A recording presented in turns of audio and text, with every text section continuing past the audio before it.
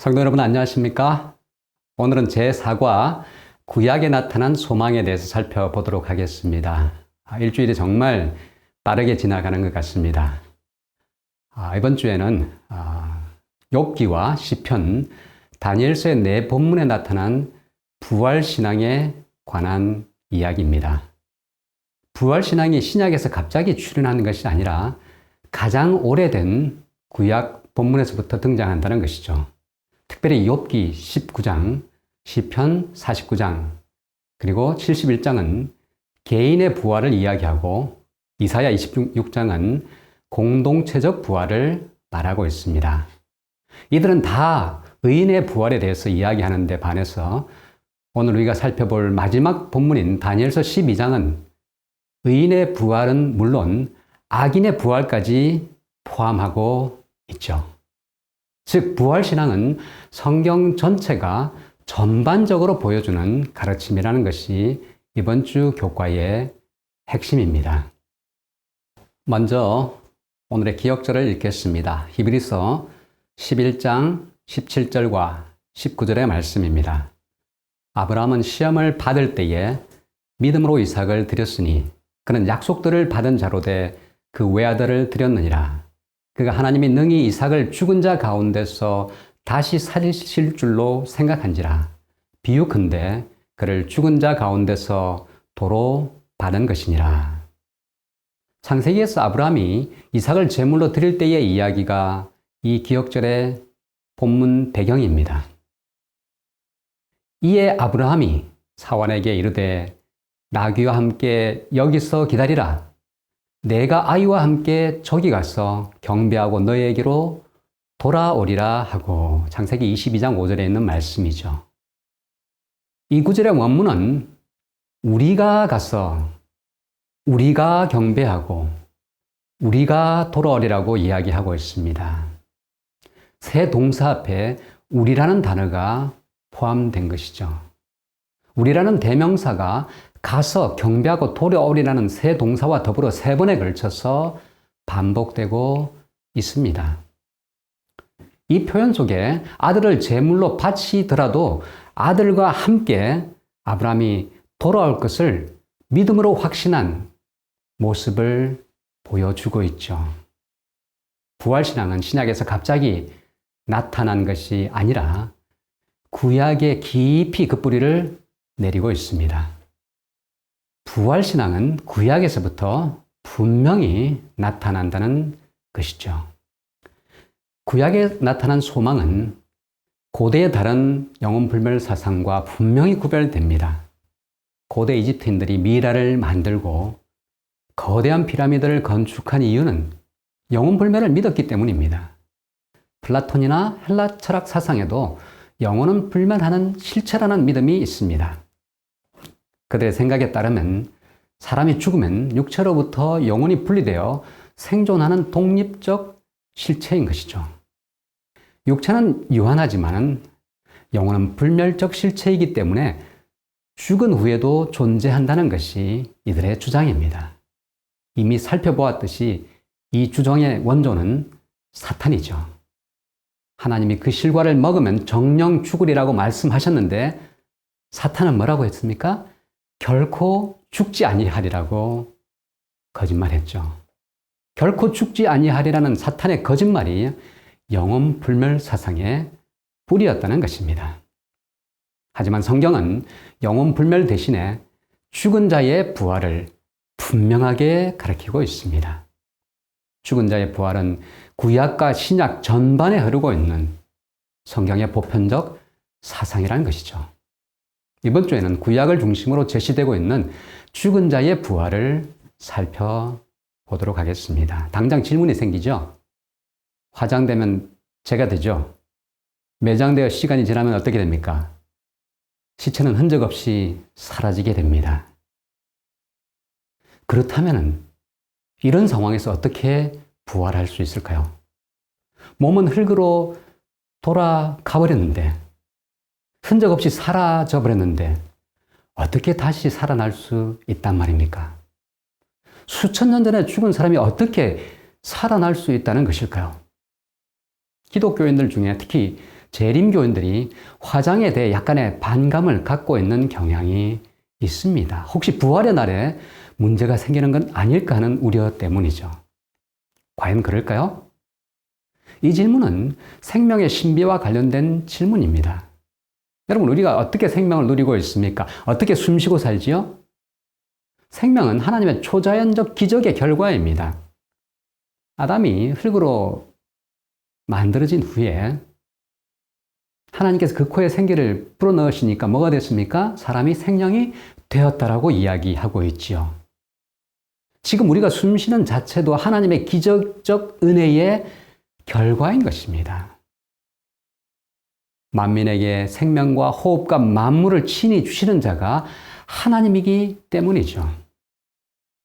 하나님은 아무것도 없는 무로부터 모든 것을 만들어내신 창조주이십니다. 그렇다면 원래의 건강한 모습으로 재창조하는 것은 하나님께는 상식이겠죠. 욥기나 시편, 이사야 그리고 다니엘서 등 구약 전반의 증언을 통해서 우리는 부활에 대한 이야기를 오늘 살펴보고자 합니다. 먼저 욥의 말을 들어보겠습니다. 욥기 19장 25절과 26절의 말씀입니다. 내가 알기에는 나의 구속자가 살아계시니 후일에 그가 땅 위에 서실 것이라. 나의 이 가죽 이것이 썩은 후에 내가 육체 밖에서 하나님을 보리라. 욥은 내가 죽은 후 하나님을 보리라고 고백하고 있습니다. 그런데요, 여기 상당히 난해한 표현이 들어 있습니다. 육체 밖에서 볼 것이라는 말이 상당히 어렵고 거슬리게 들립니다. 마치 육신이 사라진 후에 영혼만 생존한 상태에서 하나님을 볼 것이라고 고백하는 듯한 느낌이 듭니다. 그런데요, 원어를 살펴보면 그 뜻을 좀 더 자세히 알 수가 있습니다. 육체 밖에서라는 말은 히브리어 미인을 번역한 것인데 이것은 안에, 뭐뭐로부터, 뭐뭐 밖으로 등 다양하게 번역이 가능한 말입니다. 다시 말해서 이 단어는 문맥에 맞추어 번역해야 한다는 것이죠. 육체 밖에서라는 개역 한글 성경의 표현은 영혼불멸 사상을 받아들이는 사람들이 선호하는 번역인데요. 성경 전체의 가르침과는 충돌하는 번역인 것입니다. 성경 전체의 가르침에 따라 해석하는 토타 스크립투라 원칙에 따르면 일종의 오역이라고 할 수 있는 것이죠. 마치 영혼이 육체 밖에서 존재하는 듯한 인상을 끼치기 때문입니다. 이 몸이 썩은 후 부활한 몸 안에서 하나님을 볼 것이라고 하는 것이 가장 성서적인 적절한 번역입니다. 왜냐하면 성경은 영혼이 육체로부터 분리 가능한 실체라고 보지 않기 때문이죠. 몸 밖에서 하나님을 볼 것을 말하는 것이 아니란 말입니다. 오히려 죽은 후 부활하여 몸 안에서 하나님을 볼 것이라는 소망의 표현으로 보는 것이 가장 적절한 것입니다. 욥이 이런 소망을 노래할 때의 상황이 어땠나요? 결코 여유로운 상황은 아니었습니다.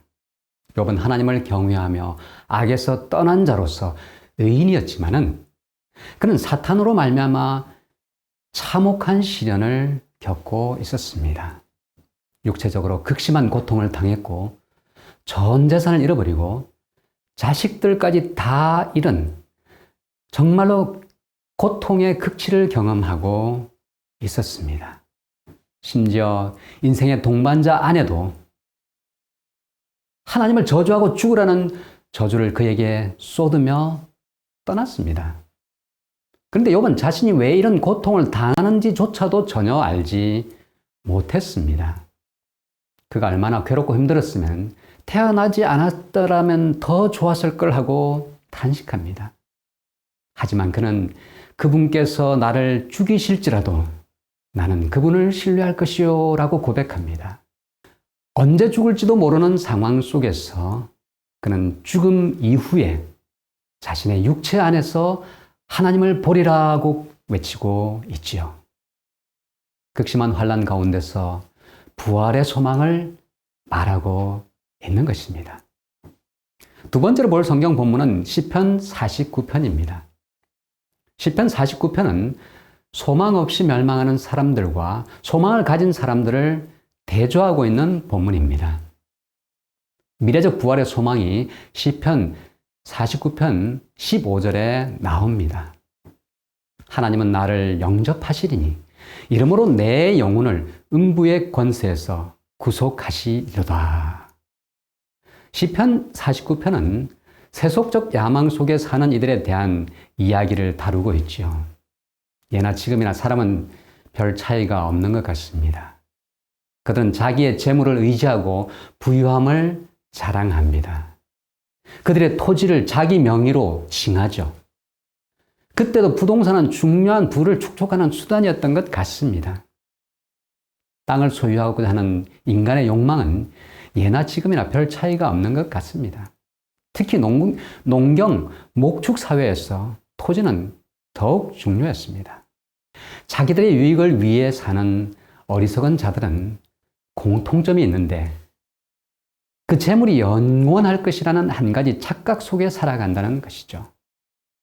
시편 49편 11절은 이렇게 이야기합니다. 저희의 속 생각에 그 집이 영영이 있고 그 거처가 대대에 미치리라 하여 그 전지를 자기 이름으로 칭하도다.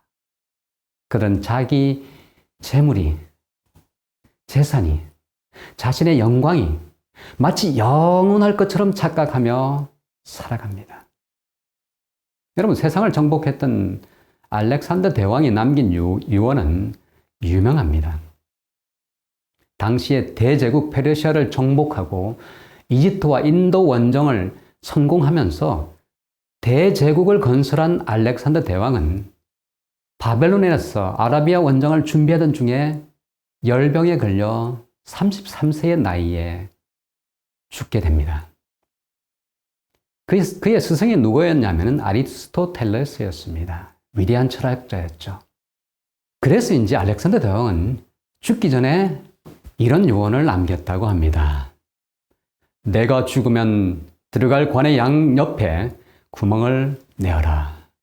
그리고 내 양손을 관 바깥쪽으로 내어 밀라. 죽으면서 빈손으로 죽는 자신의 모습을 보여준 것이죠. 불교에서도 공술의 공수거라고 이야기합니다. 사람은 모두 빈손으로 왔고 또 빈손으로 간다는 말이죠. 온 세상을 얻은 알렉산더 대왕도 죽을 때는 아무것도 가져가지 않았다는 것을 실물로 보여준 것입니다. 이는 죽음을 앞둔 젊은 왕의 유언으로 매우 철학적입니다. 스승의 역량이지 않았나 싶습니다. 비유 가운데서 세상에 재물을 쌓는 데 여념이 없었던 어리석은 부자에게 하신 예수님의 말씀은 이런 세대를 향한 의미심장한 메시지가 될 것입니다.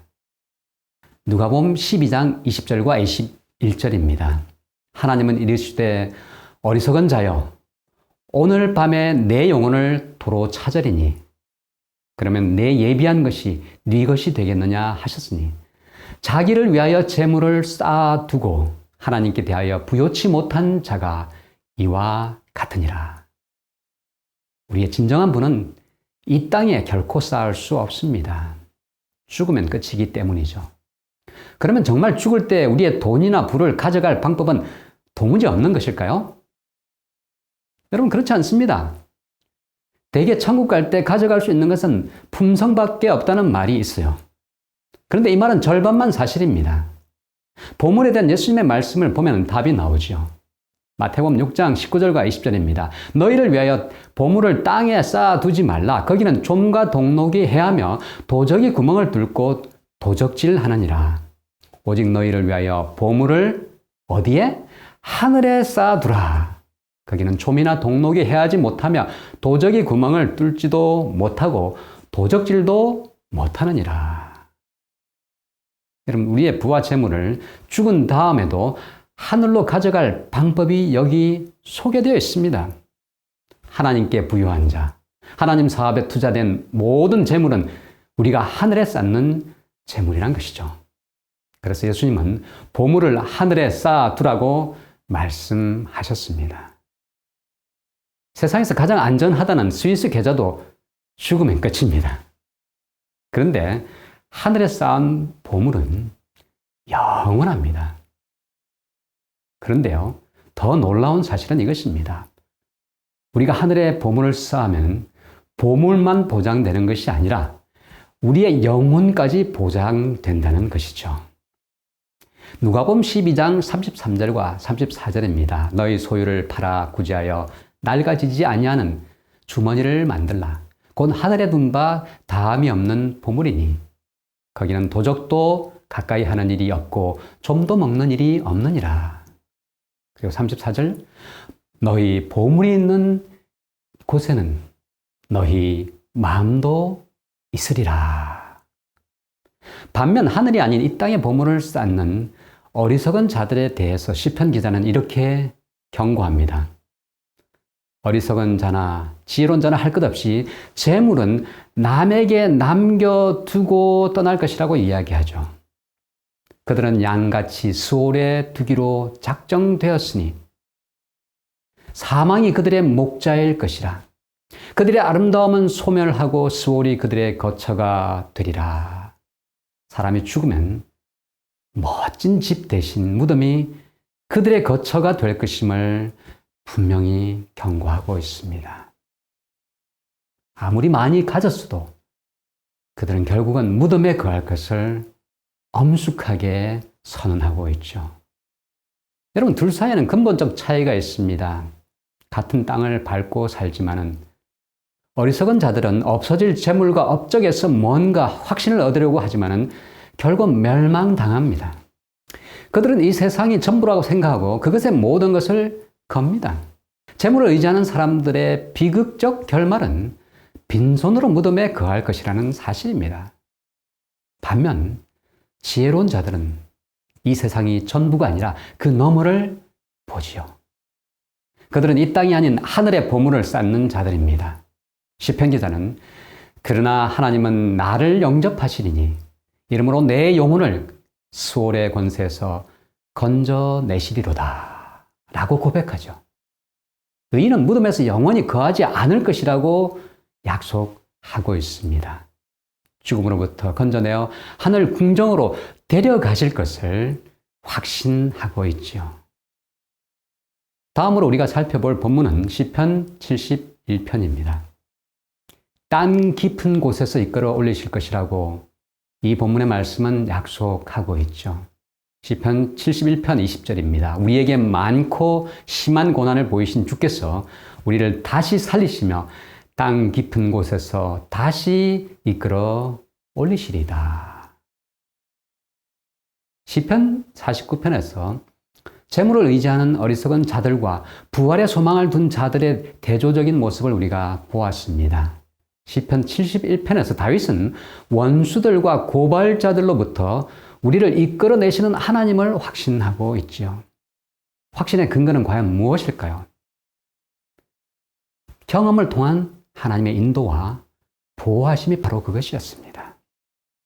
시편 98편 1절은 이렇게 이야기합니다. 새 노래로 여호와께 찬송하라. 대저 기이한 일을 행하사 그 오른손과 거룩한 팔로 자기를 위하여 구원을 베푸셨도다.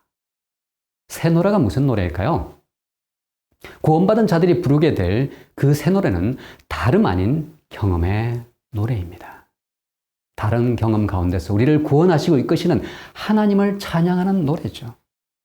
각자의 경험 가운데서 인도하시는 하나님의 구원의 역사는 결국 그의 새 노래가 되는 것이죠. 하나님께서 어떻게 인도하셨는지를 깨닫게 된다면 확신을 얻게 됩니다. 시편 71편에서 우리는 두 가지 근거를 발견하게 되죠. 첫 번째는 태어날 때부터 하나님께서 자신을 택하셨다고 하는 확신입니다. 시편 71편 6절입니다. 내가 모태에서부터 주의 붙드신 바 되었으며 내 어미 배에서 주의 취하여 내신 바 되었사오니 나는 항상 주를 찬송하리다. 다윗이 확신했던 첫 번째 근거는 하나님께서 자신을 태어날 때부터 택하셨다는 확신에 있었어요. 우리도 이런 확신이 필요합니다. 일종의 선민사상 같은 확신이죠. 두 번째로 그는 어려서부터 주의 교훈 가운데서 성장했다라고 고백합니다. 72편 17절입니다. 하나님이여 나를 어려서부터 교훈하셨으므로 내가 지금까지 주의 기사를 전하였나이다. 하나님의 함께 하심을 그는 평생 경험했습니다. 어려서부터. 그리고 지금도 함께 하시는 하나님을 경험하고 그분을 확신하고 있었죠. 그리고 다윗은 이어서 이렇게 노래합니다. 20절입니다. 우리에게 여러 가지 심한 고난을 보이신 주께서 우리를 다시 살리시며 땅 깊은 곳에서 다시 이끌어 올리시리다. 여기서 땅 깊은 곳에서라는 표현은 깊은 절망에서 구원해 달라는 은유적 표현이지만은 육체적 부활을 암시하는 것으로도 이해할 수 있겠죠. 우리가 아무리 깊은 절망 가운데 있어도 하나님은 우리를 이끌어 올리실 것을 확증하시는 것이죠. 우리가 사망 가운데 있다 할지라도 우리를 이끌어내실 분이라는 사실을 확신하고 있는 것입니다. 다음에 본문은 이사야 26장 14절과 19절의 말씀입니다. 이 본문에는 영원히 멸망할 사람과 영생을 얻을 사람들을 대조하고 있습니다. 이사야 26장 14절입니다. 그들은 죽었은즉 다시 살지 못하겠고 사망하였은즉 일어나지 못할 것이니 이는 주께서 벌하여 멸하실 그 모든 기억을 멸절하셨음이니이다. 26장 19절입니다. 주의 죽은 자들은 살아나고 우리의 시체들은 일어나리이다. 티끌에 거하는 자들아 너희는 깨어 노래하라. 주의 이슬은 빛난 이슬이니 땅이 죽은 자를 내어 놓으리로다. 죽으면 다시 일어나지 못할 사람들과 죽음으로부터 일어나는 자들이 대조적으로 나타나고 있습니다. 도대체 그들을 나누는 기준은 무엇일까요? 본문을 보면 그냥 죽은 자들과 주의 죽은 자들로 나누어져 있습니다. 다시 말해서 하나님께 속하였느냐 아니냐가 운명을 결정짓는다는 것이죠. 이사야서는 하나님의 위대하심 앞에서 인간이 얼마나 연약한 존재인지를 보여줍니다. 특히 40장은 둘을 극명하게 대조합니다. 인간은 풀이나 꽃처럼 금방 시드는 존재이지만 하나님과 그분의 말씀은 영원하다고 고백하죠. 이사야서에서는 죄인이라 할지라도 하나님의 구원의 은혜는 열려있고 이방인에게까지 구원의 은혜가 확장되는 것을 보여주고 있습니다. 부활의 개념도 다른 구약 본문보다 확장되고 있습니다. 욥기나 시편의 부활이 개인적 관점에 기초한 것이라고 한다면 이사야서의 부활 이야기는 공동체 모두를 포함하는 것으로 이야기하고 있습니다. 이사야 26장은 악인과 의인을 대조하여 이야기하고 있죠. 악인들은 둘째 사망, 완전한 멸망의 죽음을 당할 것이라고 경고합니다. 무슨 의미일까요? 이는 죽음 후에 생존하는 영혼 같은 것이 없음을 확인해주는 이야기입니다. 반대로 의인들에게는 부활과 영생의 복이 약속됩니다. 주 여호와께서 모든 얼굴에서 눈물을 씻기시며 자기 백성의 수치를 온 천하에서 제하실 것을 약속합니다. 그리고 이사야 선지자는 이렇게 선언하죠. 이사야서 26장 19절의 말씀입니다. 주의 죽은 자들은 살아나고 그들의 시체들은 일어나리이다. 티끌에 누운 자들아 너희는 깨어 노래하라. 주의 이슬은 빛난 이슬이니 땅이 죽은 자들을 내어 놓으리로다. 주님을 믿는 믿음 안에서 죽은 자들은 부활할 것임을 약속하고 있습니다. 땅이 더 이상 이들을 붙들고 있지 않고 내어 놓을 것이라고 약속하고 있죠. 부활에 관한 마지막 구약 본문은 다니엘서 12장 2절의 말씀입니다. 부활에 관한 가장 구체적인 예의죠. 12장 2절의 말씀입니다. 땅의 티끌 가운데서 자는 자 중에 많이 깨어 영생을 얻는 자도 있겠고 수욕을 받아서 무궁히 부끄러움을 입을 자도 있을 것이며, 티끌 가운데서 자는 자들이 깬다는 말은 도대체 뭐를 의미할까요? 죽음에서 부활할 것을 비유적으로 표현한 것임을 우리 모두가 한눈에 알아볼 수 있습니다. 다니엘서 12장 2절은 이전에 부활을 암시하거나 가르치는 본문과는 확연히 구별됩니다. 왜냐하면 욥기 19장, 시편 49편, 71편, 이사야 26장 등은 한결같이 의인들의 부활만을 이야기하고 있습니다. 그런데 다니엘서 12장은 의인의 부활은 물론 악인의 부활까지 포함해서 이야기합니다.